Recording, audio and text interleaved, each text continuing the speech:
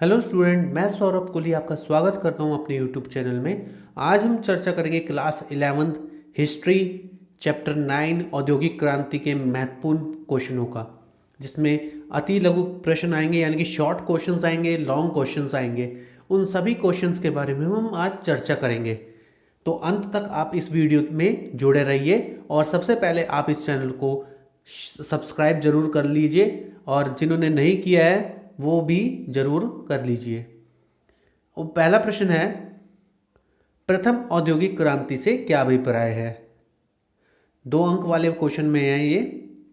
Britain में 1780 से के दशक और 1850 के दशक के बीच उद्योग और अर्थव्यवस्था का जो रूपांतरण हुआ वही प्रथम औद्योगिक क्रांति है। कहने का अर्थ है कि जो 1780 से लेकर 1850 के बीच का दशक है, यानी कि 70 साल, वो प्रथम औद्योगिक क्रांति के रूप में जाने जाते हैं। दूसरा प्रश्न है, किन दो यूरोपीय विद्वानों के द्वारा औद्योगिक क्रांति शब्द का प्रयोग किया गया था।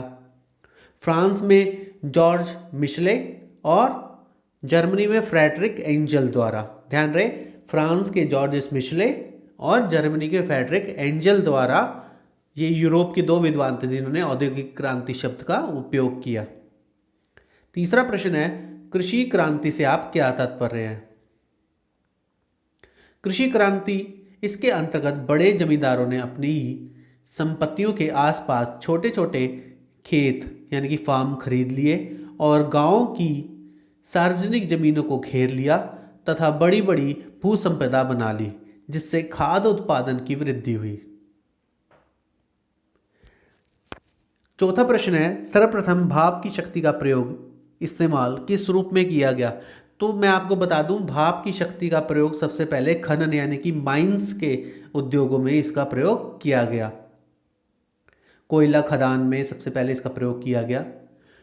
5वां प्रश्न है, वर्सली कैनाल सर्वप्रथम कहाँ, कब तथा किसके द्वारा निर्मित की गई। तो वर्सली कैनाल इंग्लैंड में 1761 में जेम्स ब्रैडली द्वारा बनाई गई।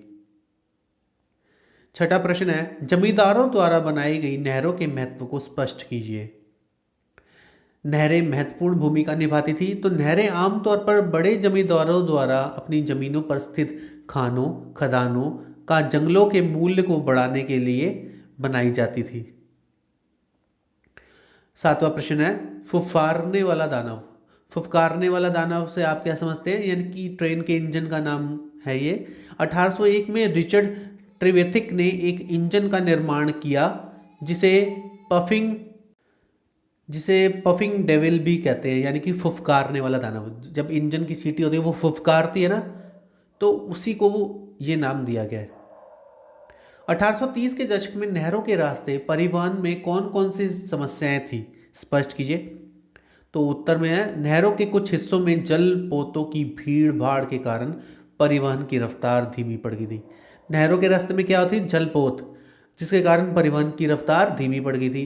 दूसरा था, पाले बाढ़ या सूखे के कारण इनके इस्तेमाल का समय भी सीमित हो गया था, तो ये समस्याएं आनी शुरू हो गई थी। चकबंदी या बाड़ा पद्धति किसे कहते हैं, जिसके द्वारा 1770 के दशक में छोटे छोटे सैकड़ों फार्म यानी कि खेत शक्तिशाली जमींदारों के बड़े फार्मों में मिला लिए गए, उसे ही चकबंदी बोला गया। ध्यान रहे, 1770 के दशक में छोटे छोटे सैकड़ों फार्म, जो छोटे छोटे सैकड़ों फार्म हाउस थे, वो बड़े बड़े जमींदारों ने बड़े फार्मों में मिला लिए, अपने अंदर शामिल कर लिए, उसे चकबंदी बोला गया है। नहरोन्मान से आप क्या समझते हैं। नहरोन्मान, नहरों का सबसे ज़्यादा बनाना, नहरें उभरना। तो 1760 से 1790 के बीच नहरें बनाने की 25 परियोजनाएं शुरू की गई। 1788 से 1796 तक की अवधि को इस नाम से पुकारा गया, नहरोन्मान, जिसमें सबसे ज़्यादा नहरें बनाई गई। अब 4 अंक वाले प्रश्न को हम देखेंगे। पहले हमने चर्चा की 2 अंक वाले प्रश्नों की, अब 4 अंक वाले प्रश्नों की चर्चा करेंगे। ब्रिटेन में सर्वप्रथम औद्योगिक क्रांति किन परिस्थितियों के कारण प्रारंभ हुई। वर्णन कीजिए। कोयले व कोयले व लोहे की खानों की अधिकता, कृषि क्रांति, सस्ते श्रमिकों का उपलब्ध होना, भाप का ज्ञान होने से चालक शक्ति यानी कि इंजन का निर्माण, धन की अधिकता। तो इन कारणों से ब्रिटेन में सर्वप्रथम औद्योगिक क्रांति आई। दूसरा क्वेश्चन, ब्रिटेन में कपड़ा उद्योग में क्रांति लाने आविष्कारों को स्पष्ट कीजिए। ब्रिटेन में कपड़ा उद्योग में क्रांति लाने वाले आविष्कार कौन कौन से थे? तो सबसे पहले पॉइंट है, जेम्स हारग्रीव्स ने 1764 में स्पिनिंग जेनी का आविष्कार किया, इंपॉर्टेंट है ये। जॉन के ने फ्लाइंग शटल का आविष्कार किया।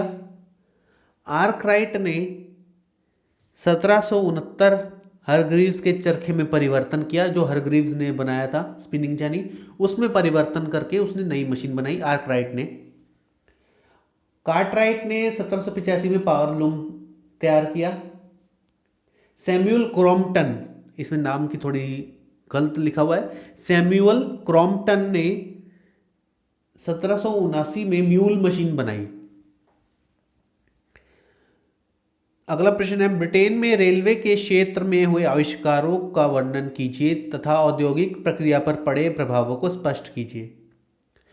तो इसमें भाप का रेलवे इंजन, फुफकारने वाला दानव, स्लचर नामक इंजन, ब्लचर, इसमें गलत लिखा है, ब्लचर नामक इंजन बनाया गया। प्रभाव, यह परिवहन वर्ष भर चलता था, माल व यात्रियों को अधिक मात्रा में ले जाया जा सकता था, यह रास्ता व तेज परिवहन था। अगला प्रश्न है, ब्रिटेन में स्त्रियों के भिन्न भिन्न वर्गों के जीवन पर औद्योगिक क्रांति का क्या प्रभाव पड़ा? औद्योगिक क्रांति ने उच्च वर्ग की महिलाओं का जीवन और अधिक सुविधापूर्ण तथा आनंदमय बना दिया, जिसके विपरीत निम्न वर्ग का जीवन संघर्षपूर्ण बना दिया। पुरुषों की अपेक्षा महिलाओं की मजदूरी कम होती थी, महिलाओं को काम की निम्नतर परिस्थितियों में भी काम करना पड़ता था, काम की अस्वस्थ परिस्थितियों के कारण महिलाओं को स्वास्थ्य संबंधी अनेक समस्याओं का सामना करना पड़ता था, महिलाओं को वित्तीय स्वतंत्रता मिली, आत्मसम्मान में वृद्धि हुई। ब्रिटेन आधुनिक औद्योगिकरण अनुभव करने वाला प्रथम देश क्यों माना गया था? कारणों द्वारा स्पष्ट कीजिए। 17वीं शताब्दी से राजनीतिक दृष्टि से सुदृढ़ और संतुलित देश था ब्रिटेन, इसका पहला कारण है, जिसके कारण आधुनिक हुआ। दूसरा है कि मुद्रा का विनिमय के लिए प्रयोग, जो इनकी मुद्रा थी वो विनिमय के लिए प्रयोग होने लगी ब्रिटेन में, पूरे ब्रिटेन में, यूरो। नगद वेतन में मजदूरी मिलने लगी। ब्रिटेन के तीनों हिस्से इंग्लैंड, वेल्स और स्कॉटलैंड एक ही राजतंत्र के अधीन थे। संपूर्ण राज्य में एक ही कानून व्यवस्था, एक ही मुद्रा प्रणाली और एक ही बाजार व्यवस्था थी। इन सभी कारणों के कारण ब्रिटेन आधुनिक औद्योगिकरण अनुभव करने वाला प्रथम देश माना गया। छठा है क्वेश्चन, ब्रिटेन में आवागमन के साधनों में हुई नए आविष्कारों की जानकारी दीजिए। 1750 से 1903 ईस्वी तक आवागमन के क्षेत्र में आश्चर्यजनक परिवर्तन हुए। इन परिवर्तनों का श्रेय नए आविष्कारों तथा आविष्कारकों को दिया जाता है। इन आविष्कारों का संक्षिप्त वर्णन इस प्रकार है। सड़कें, स्कॉटलैंड के इंजीनियर जॉन पैक एडम ने छोटे पत्थरों की सहायता से मजबूत सड़कें बनवाई। नहरें, जेम्स ब्रैडली ने बहुत सी नहरों का निर्माण करवाया। रेल इंजन, 1802 में ट्रेवेथिक ने प्रथम लोकोमोटिव इंजन की खोज की। स्टीम शिप्स, अमेरिकी वैज्ञानिक रॉबर्ट फुलटोन ने 1807 ईस्वी में भाप वाली बोट की खोज की। मोटर कार, 19वीं शताब्दी के अंत में एक जर्मन इंजीनियर ने पेट्रोल से चलने वाली मोटर कार का आविष्कार किया। अब हम चर्चा करेंगे दीर्घ प्रश्न यानी कि लॉन्ग आंसर क्वेश्चन, 8 अंक वाले।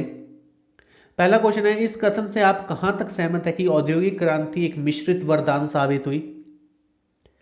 औद्योगिक क्रांति के सकारात्मक प्रभाव को हम जानते हैं। सबसे पहले औद्योगिक क्रांति से नई नई मशीनों के आविष्कार हुआ। उत्पादन में मशीनों का प्रयोग होने से मानव को भारी कामों में छुटकारा मिला। अब जो सभी लोगों का काम इकट्ठे मशीन ही कर दिया करती थी।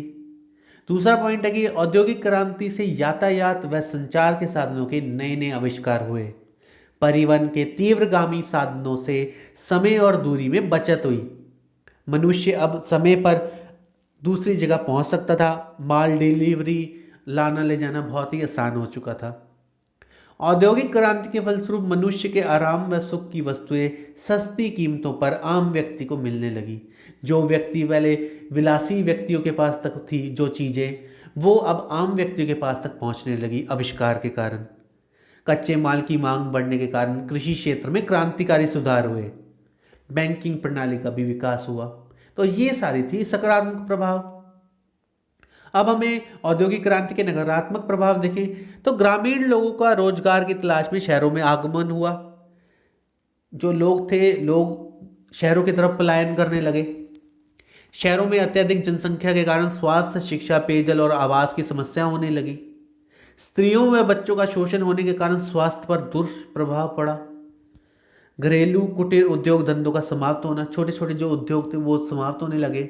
समाज दो वर्गों में विभक्त हुआ, उद्योगपति और सर्वहारा वर्ग।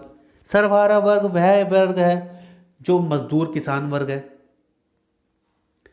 तो ये नकारात्मक प्रभाव थे। अब दूसरा क्वेश्चन है, औद्योगिक क्रांति के परिणाम स्वरूप औरतों और बच्चों के जीवन पर क्या प्रभाव पड़े। औद्योगिक क्रांति का औरतों और बच्चों के जीवन पर प्रभाव। उच्च वर्ग की महिलाओं का जीवन अधिक सुविधापूर्ण तथा आनंददायक। इसके विपरीत निम्न वर्ग की महिलाओं का जीवन संघर्षपूर्ण होने लगा। पुरुषों की अपेक्षा महिलाओं की मजदूरी में कमी हुई। महिलाओं को काम निम्नतर परिस्थितियों में करना पड़ता था, यानी कि खराब परिस्थितियों में। महिलाओं को वित्तीय स्वतंत्रता मिली, आत्मसम्मान में वृद्धि हुई। काम की घटिया परिस्थितियों के बारे में आंदोलन हुए। बच्चों के बाल मशीनों में फंस जाने से उनके हाथ कुचल जाते थे। मशीनों में गिरकर बच्चों की मौत तक हो जाती थी। कोयला खानों में रास्ता संकरा होने के कारण बच्चों को भेजते थे, जिससे दुर्घटना का भय बना रहता था। तो ये सब परिस्थितियों में औरतें और बच्चे काम करते थे। तीसरा प्रश्न है, औद्योगिक श्रमिकों की स्थिति में सुधार हेतु कानूनों के जरिए कौन से कदम उठाए गए, वर्णन कीजिए। औद्योगिक श्रमिकों की स्थिति में कानूनों के जरिए सुधार। सबसे पहले सरकार ने सन 1819 में श्रमिकों की स्थिति में सुधार के लिए कानून बनाए। 9 वर्ष से कम आयु वाले बच्चों से फैक्ट्री में काम करवाने पर पाबंदी की गई। 9 से 16 वर्ष की आयु वाले बच्चों से काम कराने की सीमा 12 घंटे तक सीमित कर दी गई। 1833 के एक अधिनियम द्वारा 9 वर्ष से कम आयु वाले बच्चों को केवल रेशम की फैक्ट्री में काम पर लगाने की अनुमति मिली।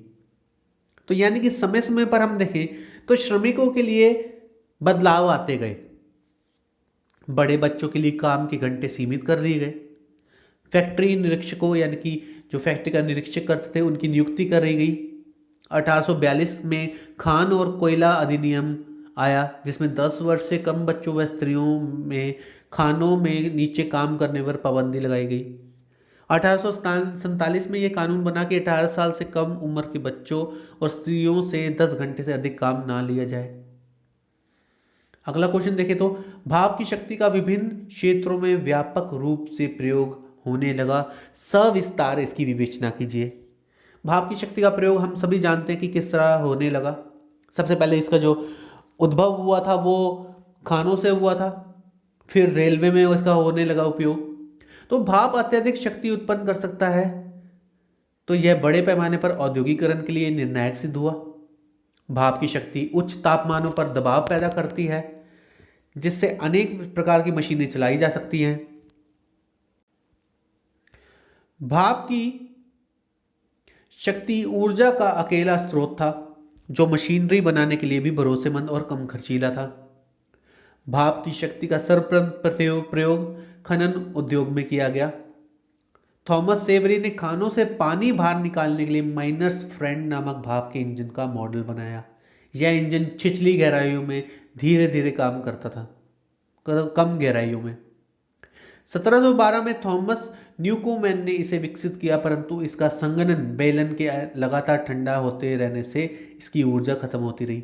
मतलब कि एक इस प्रकार का एक इंजन बनाया जो कि आगे उससे नया तरीके का हो, लेकिन उसमें जो उसका जो बेलन आकार संघनन था वो ठंडा होता रहता था, जिससे ऊर्जा खत्म होती रहती थी। 1769 में जेम्स वॉट ने एक ऐसी मशीन बनाई जिससे भाप का इंजन केवल एक साधारण मशीन की बजाय एक प्राइम मूवर के रूप में काम करने लगा। 18वीं शताब्दी के अंत तक वॉट के भाप इंजन ने द्रव्य चालित शक्ति का स्थान लेना शुरू कर दिया था। तो इस तरह आज हमारा पूरा ये चैप्टर ख़त्म होता है और आगे भी आप इस चैनल के साथ जुड़े रहें। एजुकेशन की सारी वीडियोस आपको यहाँ पर मिल जाएंगी। इस चैनल को लाइक शेयर एंड सब्सक्राइब करना बिल्कुल ना भूलें। जिसको नीड है उस तक ये वीडियो ज़रूर पहुँचाएं। इस चैनल पर जो बेल आइकन है उसे ज़रूर प्रेस करें ताकि सारी नोटिफिकेशन आप तक ज़रूर पहुँचे। अभी के लिए धन्यवाद।